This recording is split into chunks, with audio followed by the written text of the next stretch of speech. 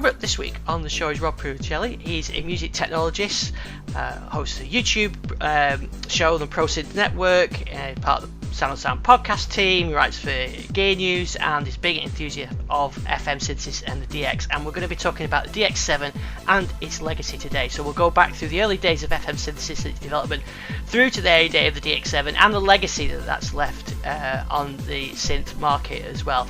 It's going to be a fascinating chat. Rob's really interesting to talk to, so I think you're going to enjoy this. Rob Puricelli, welcome to the show. Thank you for having me. It's great to get you on the show. I put out a call for anybody who wants to talk DX, and I suppose it's the DX7 FM synthesis is I think it used to be a bit of a love-hate relationship. I think it's got a bit of a renaissance, and now people are respecting it again. But yeah, there was a time when everybody really hated on the DX7. But I wanted to talk the DX7. It's probably one of the most iconic synths, certainly of that 80s era that I grew up on. Absolutely. And I'm really glad that you sort of volunteered to come, because I know you from the talks that you've done at Synthfest particularly, and I've seen your blog and your podcast as well. So it's great to get you on the show and talk FM and DX synthesis. Oh, absolutely. I love talking about it. So yeah, that's good. I mean, it beats talking to your significant other about DX7s, because they're just not quite as interested for some reason. No, although she does spot them now when we watch like reruns of Top of the Pop. She goes, "Is that a DX7?" I go, "Yeah, got you well trained." Oh, that's good. Yeah. Usually it's me saying that, the miming on that. That's not really a DX7. Yeah. In fact, we'll come back to Top Pop, because that's one of the things that got me into FM and DXs later. But before we talk DX7s and the development of FM synthesis, just give us a bit of background on you and how you got into this industry.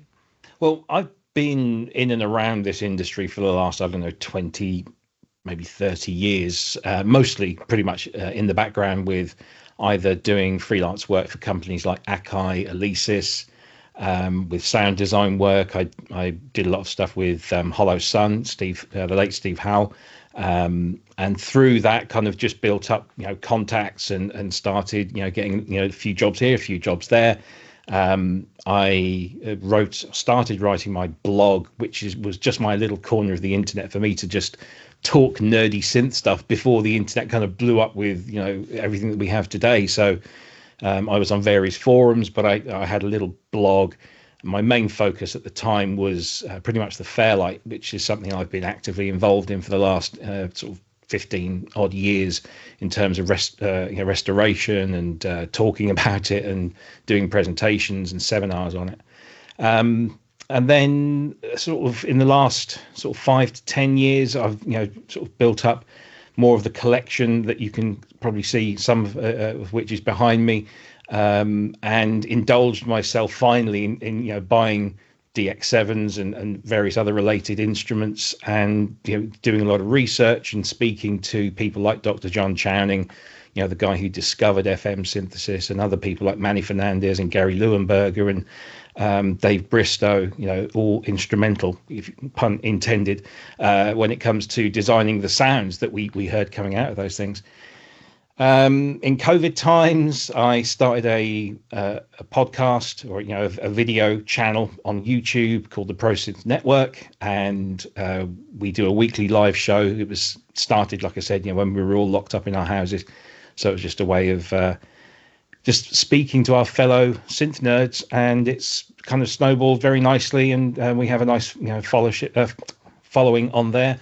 And it's all good fun. And I still do lots of sound design work, and I write for Gear News now. So, I do all the little, all this little stuff sort of in between the day job. So it keeps me busy, and it's a little bit of pocket money to buy some more of those things. Yeah, that's exactly it. Yeah, I end up, I anything that I earn from my sound packs and everything else is geared to spend over here. And I convince himself it's an investment, but it goes on. And I must say that I think I'll try and remember to include a link. The talk that you did with Manny Fernandez at Synthfest is one of the best sort of FM talks I've seen for some time, because that was brilliant, because you really got the breadth and depth of FM synthesis in that one. So I'll try and remember to include. But anyway, if I don't, then I think it's on YouTube, isn't it? I've seen it. It is. YouTube, it's on the Sound on Sound channel. Yeah. Yeah, but that was when I made sure I was in the front of the queue to watch that one. But it was really worth it. Really enjoyed that one. So Good. yeah, Glad. that was good. So talking to FM synthesis, I was thinking when I was sort of doing this, I was thinking we're talking product, Essynth, and the one that came to mind, DX7. But FM synthesis and DX7 are kind of tied together, but they're not mutually exclusive. So just start at the beginning. What's FM synthesis? So FM synthesis, and this is where you'll get all the real nerdy people go, well, the DX7 isn't actually frequency modulation, it's phase modulation.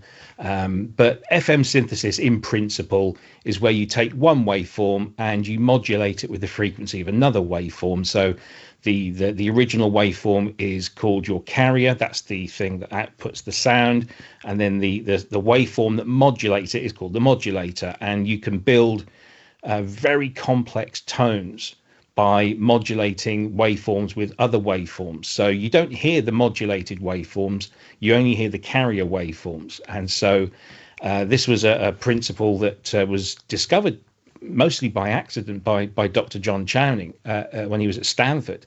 And he was doing lots of research on ambisonics and moving sounds around a space. And he discovered that he could get very complex tones and waveforms by taking one sine wave and modulating it with another sine wave at different frequency levels. And then eventually he figured out how you could keep those things in tune. And he developed a system at Stanford, and eventually Stanford were able to monetize that by selling or licensing that technology to Yamaha in 1973. And it took them 10 years to get to the DX7. And obviously there were a good 4 or 5 FM synths that they put out before the DX7, but that's the one that broke the market. So that's what frequency modulation is. It is simply modulating waveforms with other waveforms, and you can do it with an analog synthesizer. But with FM, you're doing it at very high rates, and it gets very mathematical. And I don't claim to understand it fully, so I'm not even going to try to explain it to anyone else. There's lots of great stuff out there, and as you mentioned, Manny Fernandez, who did that talk with me at Sound on Sound at Synthfest, he explained some of the things like Bessel functions and so on and so forth a little bit better than I can. But that's at its core, that's what it is. Yeah, so that's interesting. It took that, like you said, 10 years almost to go from the development of the licensing to the product on that we saw everywhere in that in that time. So what were sort of some of the earlier products that you mentioned that Yamaha used FM on?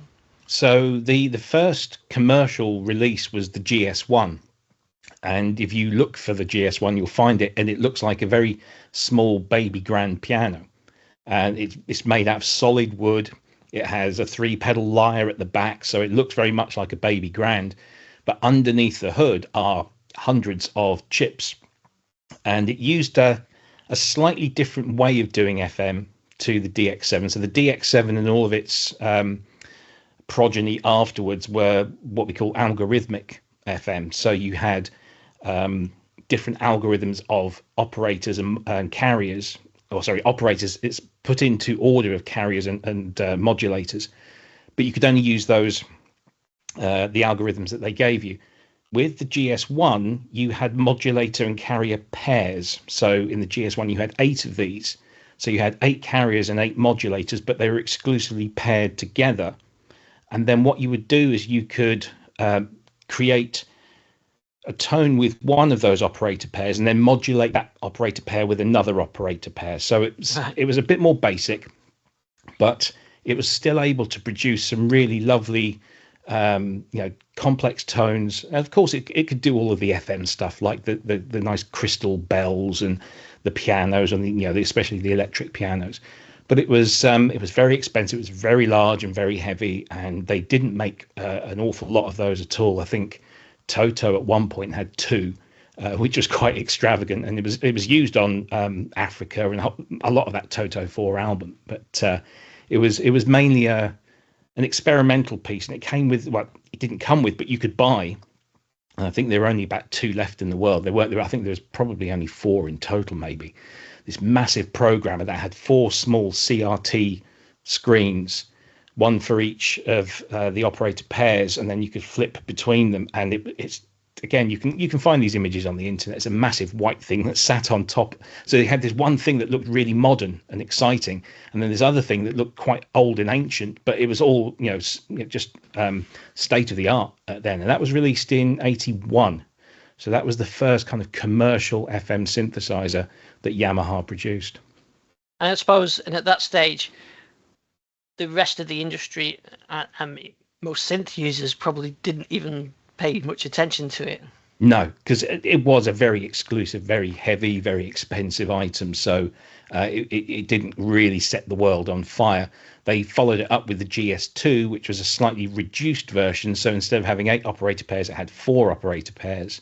Still able to produce, those kind of classic FM tones. But this time it was put into a road case. So a bit like the CS80 comes in a case of its own. It's kind of part of the actual object. The same with the GS2. In fact, the lid becomes the legs of the instrument. So it's quite an interesting looking thing.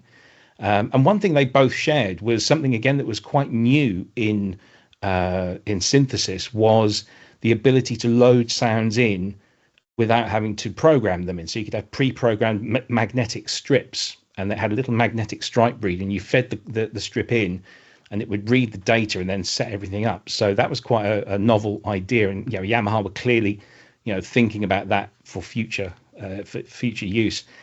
And then they took the stuffing inside the GS2 and created 2 smaller keyboards called the CE20 and the CE25. And I've got one over there. I should have really got it out to show you, but it looks.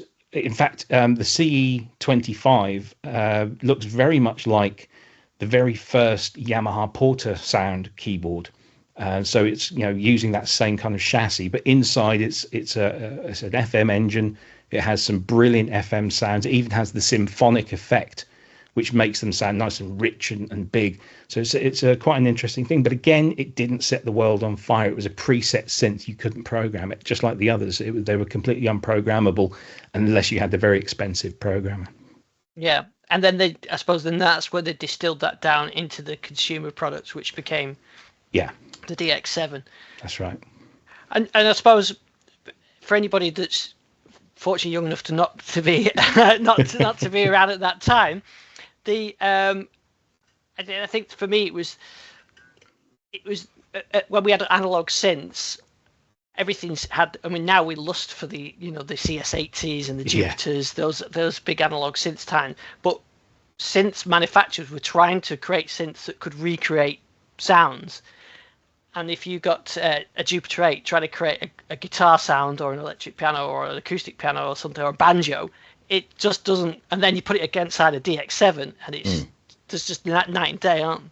Yeah, exactly. And that's the beauty of FM synthesis at that time, was that it was able to get much, much closer to replicating acoustic sounds because of its complex waveform nature, as opposed to a lot of the analog stuff, which was limited mostly to maybe 4 or 5 different waveform shapes that could be manipulated quite well, but certainly they could not get very close to the complex harmonics and overtones that you can generate with FM synthesis. And you mentioned that all these older synths, and it's funny, people of our age will remember that every synthesizer, all of its preset patches were all named after acoustic instruments. It was like there was this obsession that synthesizers had to replace acoustic instruments. And it was only in sort of maybe the last 20 or 30 years that seems to have finally gone away, and people say, no, we don't care about replicating string sounds or guitar sounds. We want to create solely electronic synthesizer sounds. But back then there was this mad obsession of replacing the acoustic stuff. So that's why a lot of the sounds that you got were trying to be something that they struggled to be a lot of the time. Yeah. And so the DX7, that was the big release, and what would you say was the impact then on the synth market that with the release of that? I mean, it was massive in so many different ways. first of all, we have to remember that we had come through a good 15, 20 years of analog synthesis where they were getting better and better, and they'd recently started to become polyphonic, but not in any great sense of the word. And along comes a synthesizer that is out of the box 16 voice polyphonic, which is just brilliant for many people. It was smaller, it was lighter, it stayed in tune, it was affordable. I mean, I think the list price was around $13.95 at release, which is, back then was a lot of money, but it was a lot less than everything else that went before. And as you could store 32 sounds in the unit itself, and then it had a cartridge where you could store at least another 32, if not more, depending on the size of the cartridge. So you could have all of these sounds at the touch of a button. And those buttons weren't actual buttons; they were, the non, I think, membrane. Literally, membrane. That's the word I'm looking for. They were these membrane buttons, and there was like one slider for data entry. And although in years to come we would bemoan the fact that these membrane buttons were there, and they'd eventually crack and dry out and break.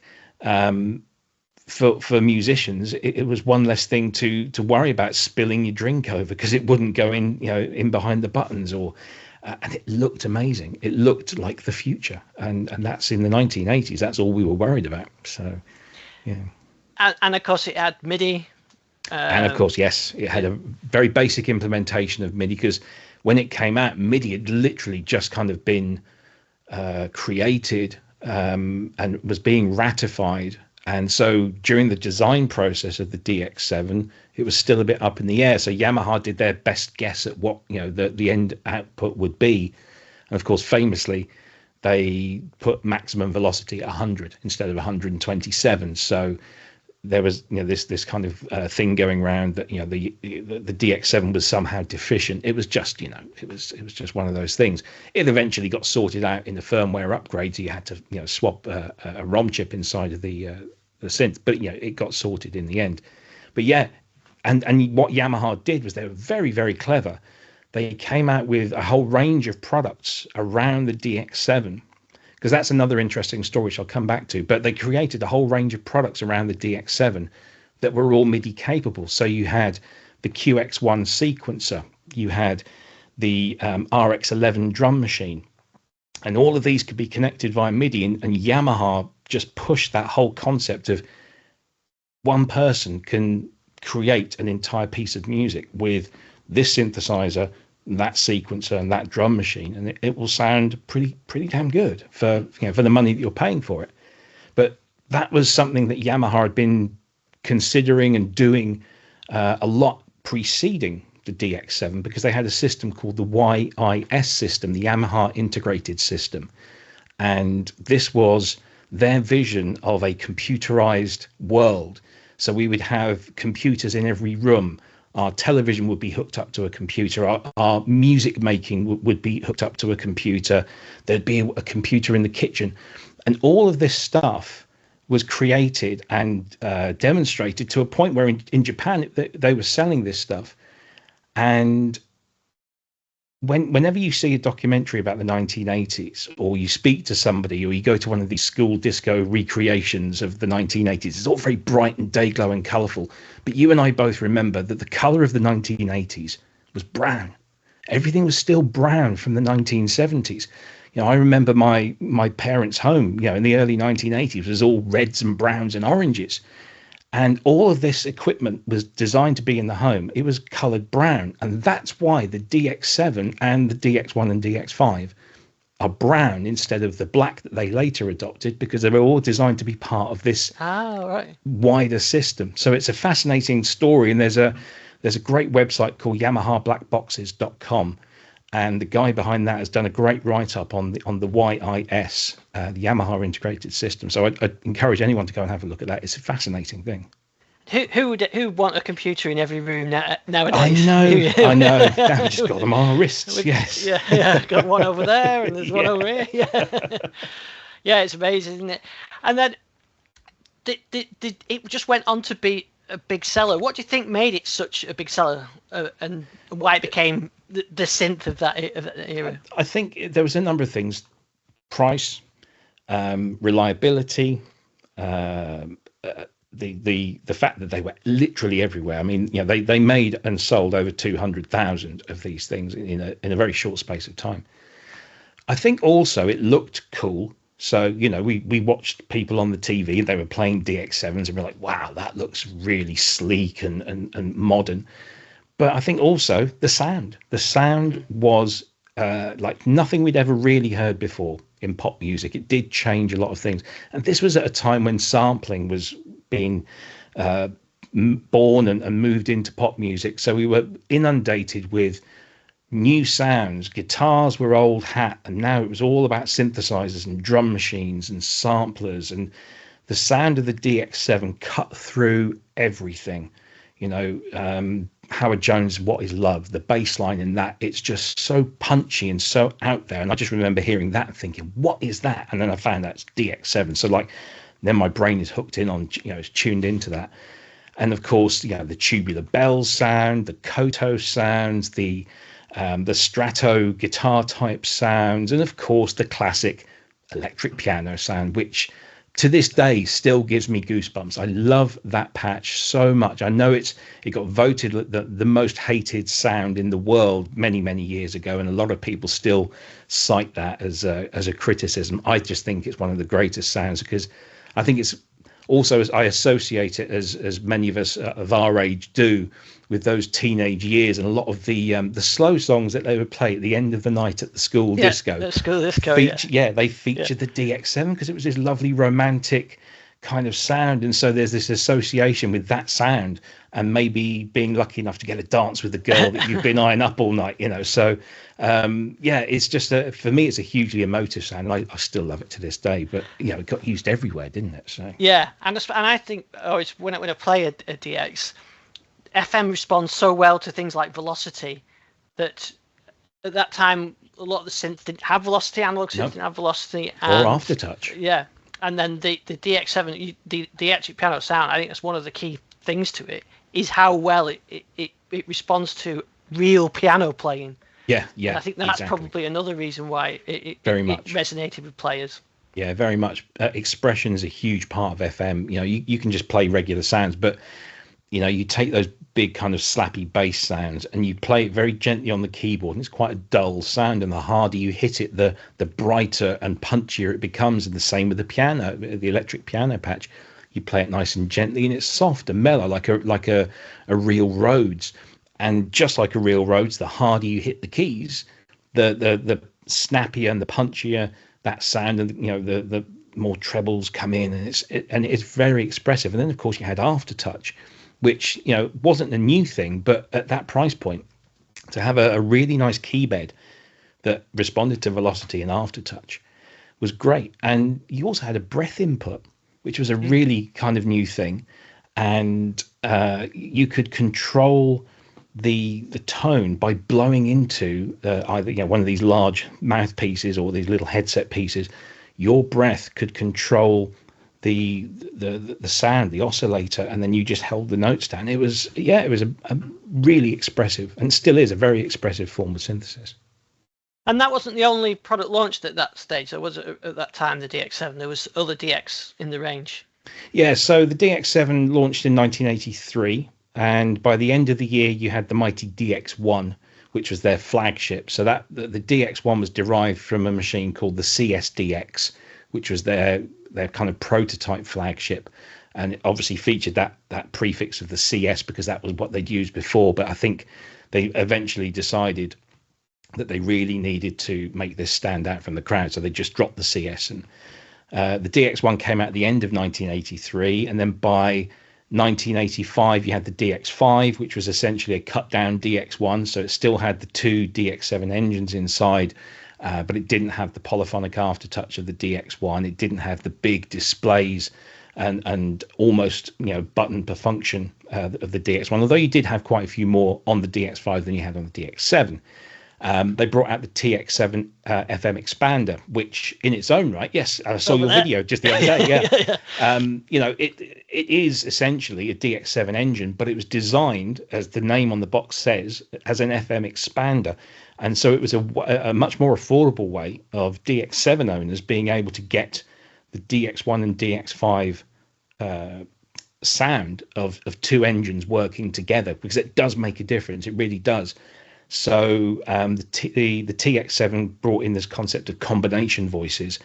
On the DX1 and the DX5, they're called performances. So it's essentially just taking two sounds and having some sort of specific settings for that patch. And then they moved into the more affordable range. They brought the DX9 out around the same time as the DX7. It was a 4-operator instead of a 6-operator synth. So you were kind of a little bit shortchanged in that department. The difference between the DX9 and all the other 4-operator DXs that came beyond that was the arrangement of the operators within the algorithms. So you could actually, with a DX9, the idea was you could take a DX7 patch, load it into a DX9, and although you were going to be 2 operators short, the other 4 operators were in the right place. Right. But they found that it wasn't really doing it. It wasn't that much cheaper. I think it was around $995 for a DX9. So for a few hundred more, you could get a DX7. The sound was a little less impressive. It only had 20 presets, or space for 20 presets. It didn't have a cartridge. So it was lacking in some respects, and it is kind of the black sheep of the family, so to speak. But then, you know, we moved into, you know, the middle of the 80s, and we started seeing 4-operator FM synthesis becoming a bit more popular. Right, just reach over across here. It's my 4-operator. Yeah, so the DX100 got one over there as well. So essentially, that's the DX100 and the DX27, both identical synthesizers, except one's got mini keys, the other one's got full-size keys. The DX21 was another one, so that took the concept of that 4-operator synthesis that you've got there in the 100 and added MIDI effects such as chorus. So it would eat up the polyphony a little bit, but you got a nice chorusing sound, so that was quite nice. Then you got the DX11 and the TX81Z, which then took the idea even further, because all of those other DX synthesizers all used sine waves within their operators and their the carriers and the modulators. What the TX81Z and the DX11, which was also known as the V2 in Japan, and that's why it was not called the V2 in England, because, you know, the war was still kind of fresh in people's memories. So what they did was they added extra waveforms. So you could choose between a sine wave, a square wave, a triangle wave, sawtooth, and other complex waveforms, and that just made FM so much more interesting. And in fact, there are many people who say the DX11 and TX81Z are far more interesting sonically than the DX7 because of those extra waveforms. Although they'd only got 4 operators, they could do so much more complex tones.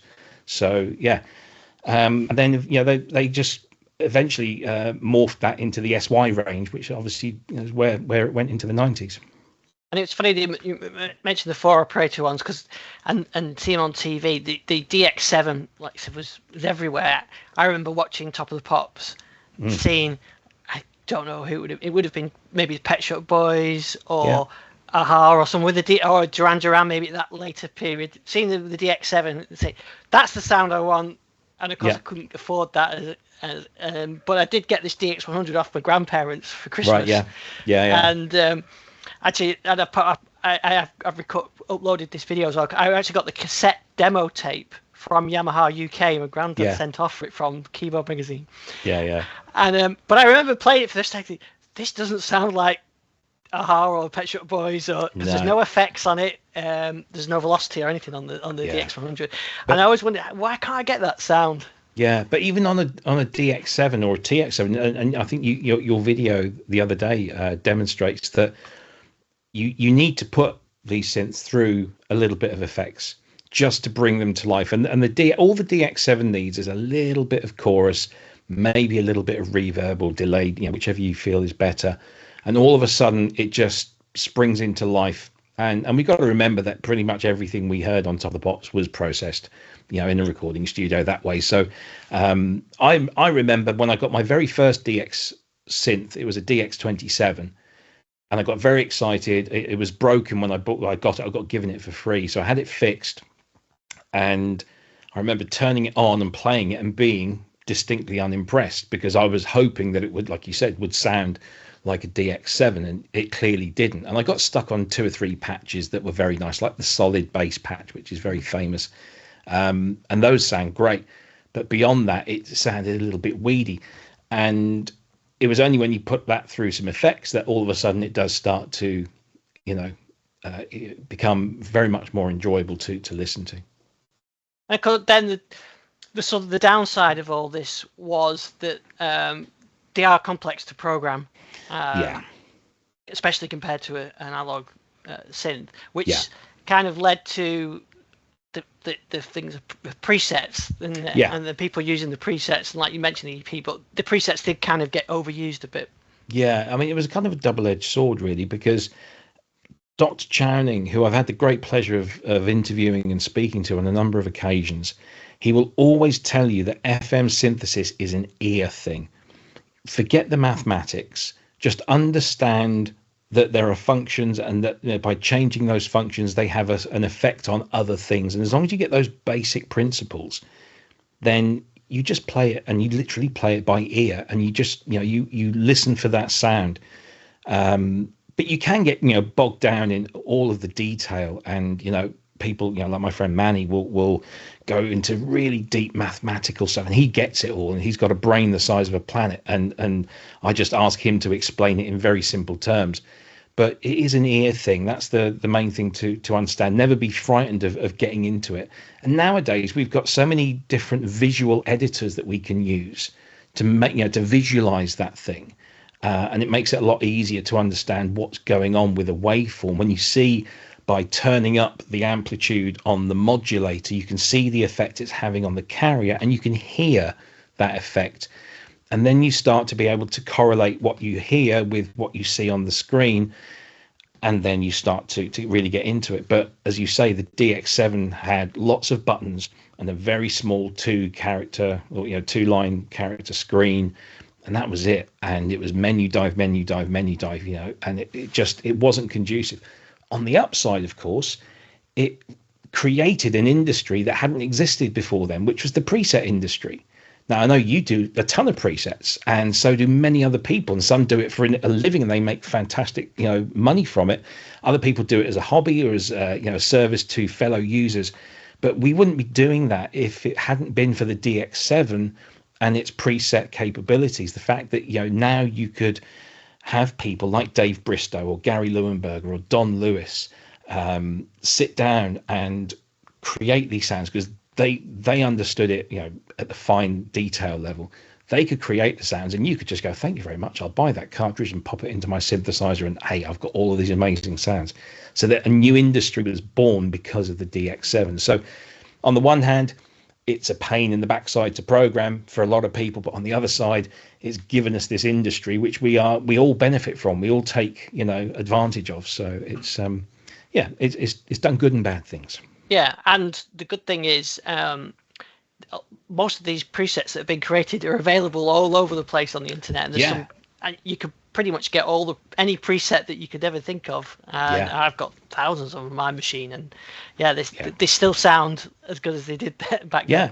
Absolutely. I mean, I think there was this myth that there were hundreds of thousands of patches out there, and there was a file at one point you could download that had like almost 250,000 DX7 patches.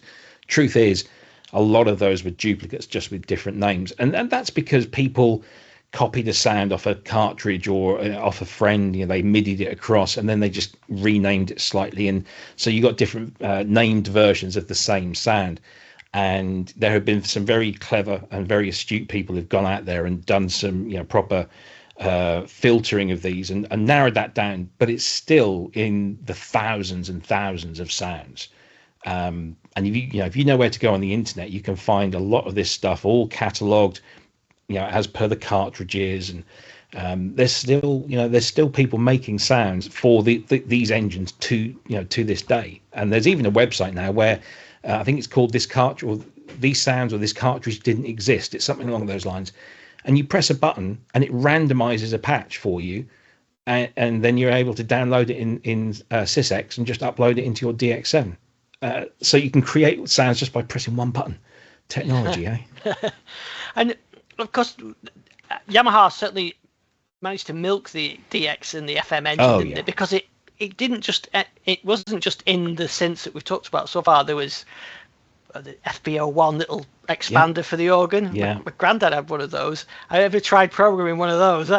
Yeah, I know it's insane, but they were on home keyboards and everything, weren't they? Yeah, exactly. And I think my very first keyboard was a Yamaha VSS 200, which is this little Porta Sound keyboard, which has got 2 operator FM and very lo-fi sampling. And it was, for me, it was like in 1988, I think it was, I bought it.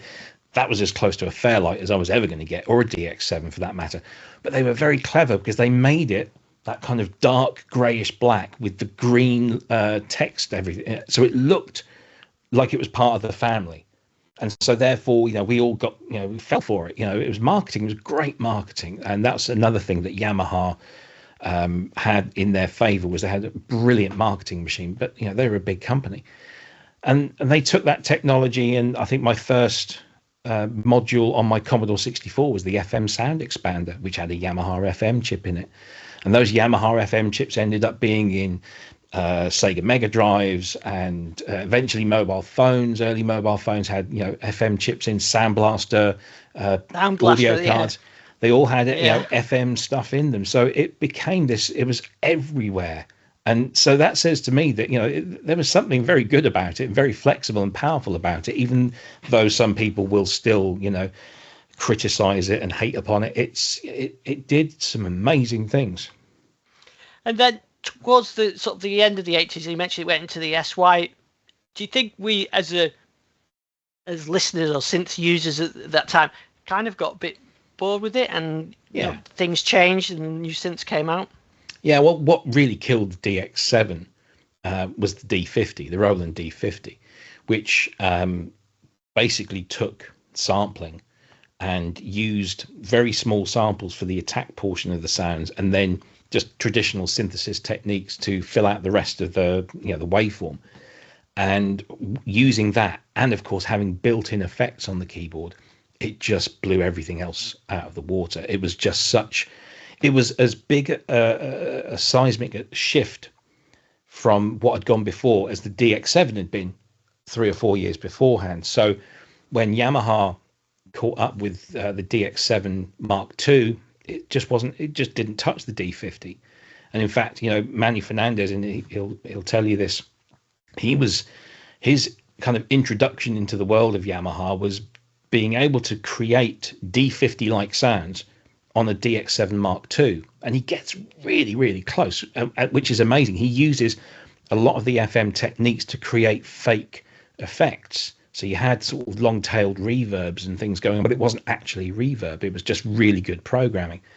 But the D50 kicked the DX7 to the curb, and so Yamaha had to come up with something that was new, but that still use this technology that they'd invested so much time in. So that's when the SYs came into existence, and you had 3 different types of SY synthesizer. You had the 22 and the 35 plus its desktop version, the TG33, which took 2 operator FM and AWM, which was very new at that time, sample-based sounds, and blended them with a joystick.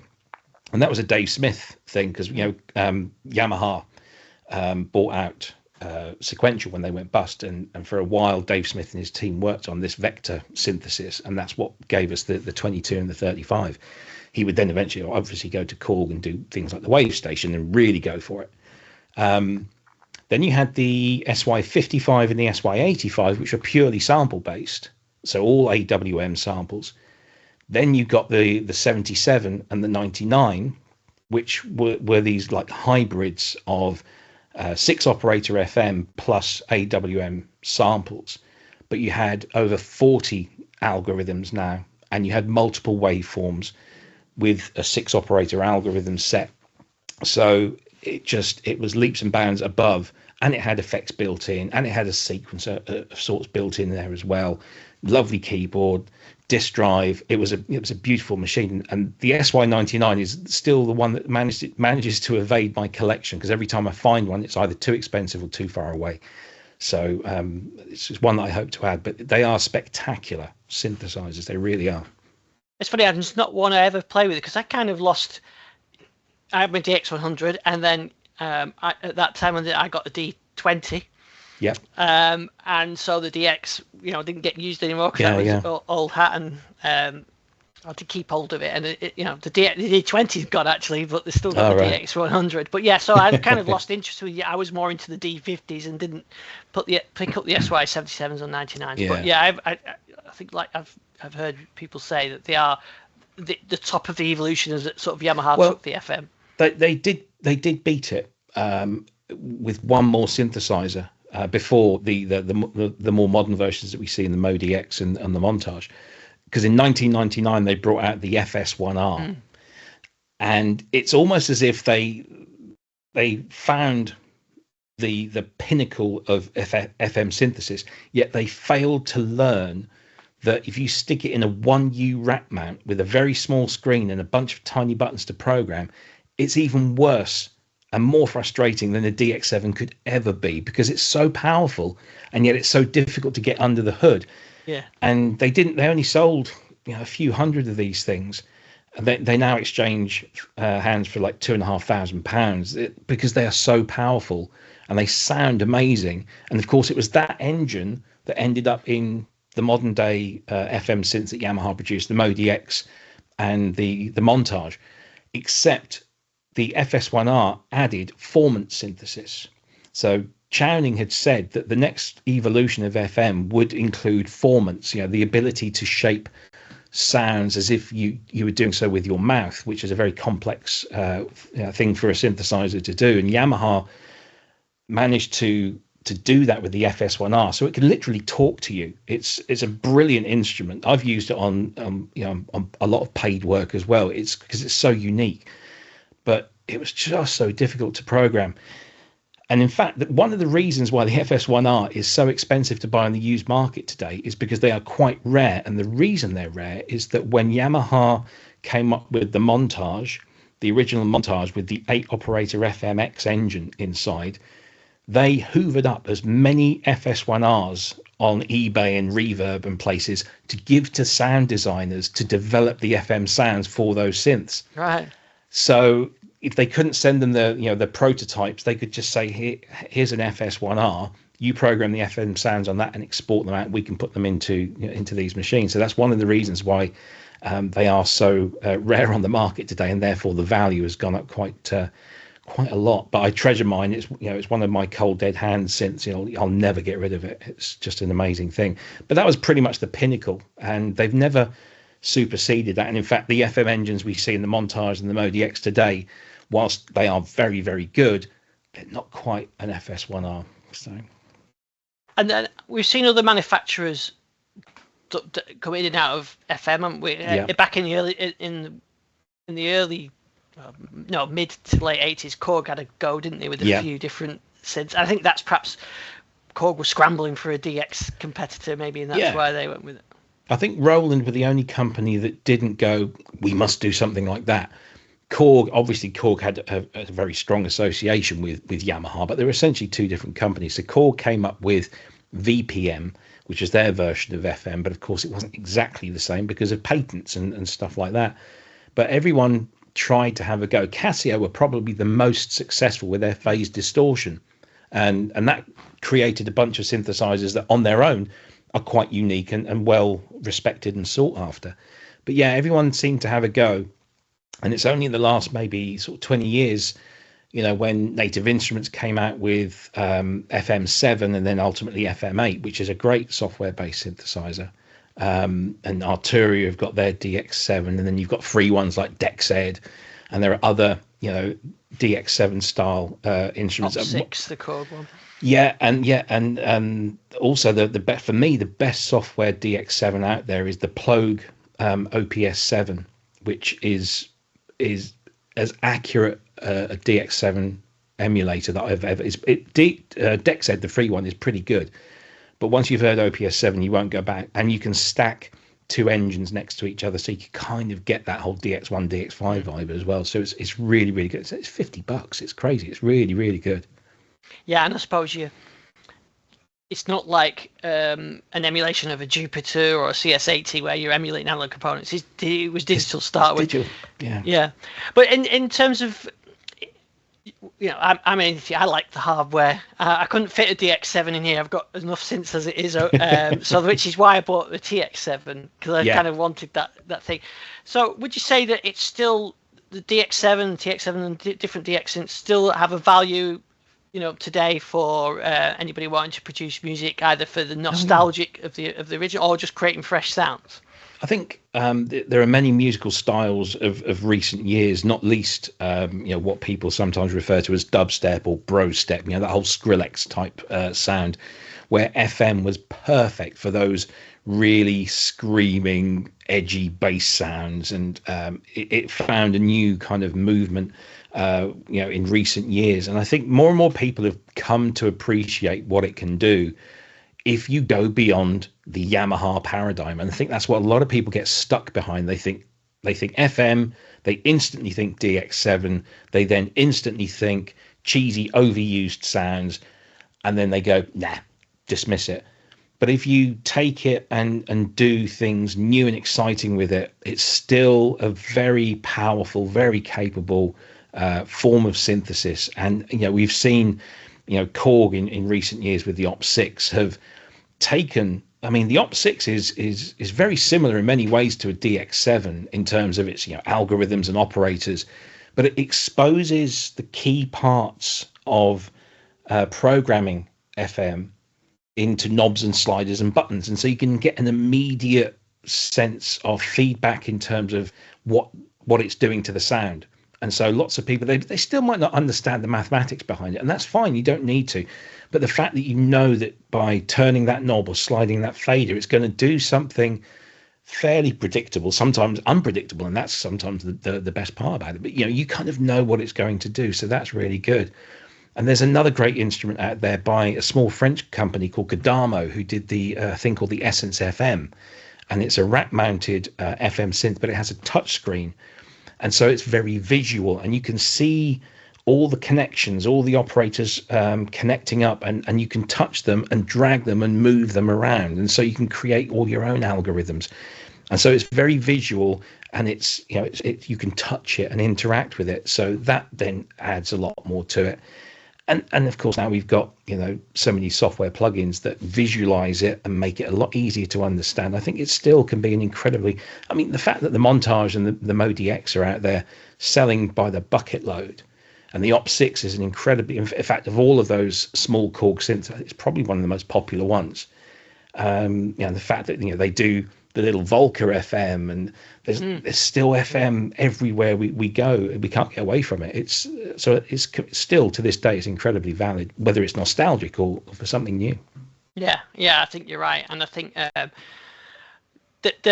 it's great. You can go and you can get a DX7 for a reasonable price as well, because they made so many. And the TX7 I got was only a couple £100 because it's not sought after like the big analog synths. So and I think if you want a DX100, they're really cheap. I think you can get they made a lot of them as well. Yeah, I got mine for a couple of £100 not that long ago. I'd always wanted the 100, and I sold my 27 stupidly, and I regret it. But so I found a 100 that was nearby. I say it was only about 150, £200, which was great, and it does its thing, and it does it quite well. But the TX7 is a great way, and I think that was my first 6-operator FM Yamaha synth that I ever owned was a TX7. Somebody had one in a lockup and said, I don't want it anymore. I know you really like the DXs, so do you want it? And he sent it to me free of charge, which was great. But then, of course, the bug bit, and I've managed to get almost every DX TX synth that exists to this day. So you can see just behind me DX1 there on the bottom. Oh yeah, there. And the DX5 on the top. I mean, it's got that silly, you know. And the DX1 is probably the one that I think everybody. Yeah, I remember watching Pet Shop Boys on Old Grey Whistle Test. Yeah, that's the classic. And you find that on YouTube, and I think Neil Tennant was playing. Chris Lowe was playing the DX1, wasn't it? Yeah. And that was true live. That wasn't a Top of the Pops. No, that was 100% live. Yeah. In fact, there's a great video you've probably seen of somebody recreating. Yeah, my friend Tom. Yeah, that's absolutely brilliant. I really love watching that. So. The guy's bonkers. He's the guy behind Analog Solutions, who make these, the Colossus and the Maximus, and these incredible things. And he's just a little bit delightfully mad. And he said to me one day, he said, I'm going to do this recreation of the Old Grey Whistle Test Pet Shop Boys performance, and I'm going to get all of these synths. So I'm thinking, well, that's 2 Fairlights, a DX1, an Emulator 2, a DX7, and a Technics PX1 electric piano. Good luck. and like, it wasn't that long after he said, I've got it all. I said, you're joking. He said, yeah, but the thing that was most difficult to get wasn't the Fairlights. It wasn't the DX1. It was the Technics piano. He had to ship it in from Canada, and it cost him an absolute fortune, but such was his determination. And he managed to get the original Fairlight files that played the rhythm track and the bass parts. And he synced those up. He even bought the Friendship synchronizer just as they got there and synchronized them all up and got his son to play the piano. So his son was Chris Lowe and he was Neil Tennant. And they did this brilliant voiceless instrumental recreation of was it Opportunities and Later Tonight, using the exact same thing. He even put a bank of TVs behind him, which was very cool. It was very it's absolutely brilliant. I loved watching that because I remember it from. Yeah, I'm a massive Pet Shop Boys fan, so I remember that. Too. And seeing someone recreate something as bonkers as that. Yeah. I mean, at the time, they were probably pushing they were pushing the edge of what was possible. Well, yeah. At the time. What you don't see on that broadcast is behind the Fairlights, there's a chap called Blue Weaver, and I don't know if you know, Blue Weaver used to play in the Strawbs. And he also helped produce and write and play with the Bee Gees, including things like Saturday Night Fever. In those later years, he had his studio, and the Pet Shop Boys worked a lot with Blue, and you'll find him, listed on the album credits. He was behind making sure that everything stayed in sync and that everything stayed connected. So what you don't see, that Old Grey Whistle Test, is a guy sweating profusely behind all of this gear, trying to make sure that it doesn't screw up. And thankfully, apart from a couple of bum notes that Neil played when he was doing the little piano part in Opportunities, there's a bit of a bum note there. But apart from that, it worked. It was great. And I remember seeing, like you, I remember seeing that. And that was one of those touchstone moments, you think that's what I want to do. Yeah, absolutely. Well, it's been absolutely brilliant chatting to you, Rob. No, thank you. Yeah, I could go all night talking to you about this, but I guess that's why you have a podcast channel, because this is what you talk about on your channel. Yeah, it's every Friday night on YouTube, 7 p.m. UK time. We go on for 2 hours. We talk about all of this kind of stuff, mostly news topics, but we also look at various other things. And if you want to come and see us, we're going to be at Machina Bristronica in just over a week's time. We've got a stand there in the main hall, so if you want to come and see us, we'll be there with some vintage Yamaha synthesizers, but from the 90s this time. So we're going to do a whole 90s thing of Yamaha stuff. Oh, I'm not into the modern stuff. No. Yeah, absolutely brilliant. Well, it was great to chat to you, and you too, we'll Ian. definitely have to do this again. Yeah, no problem. Anytime.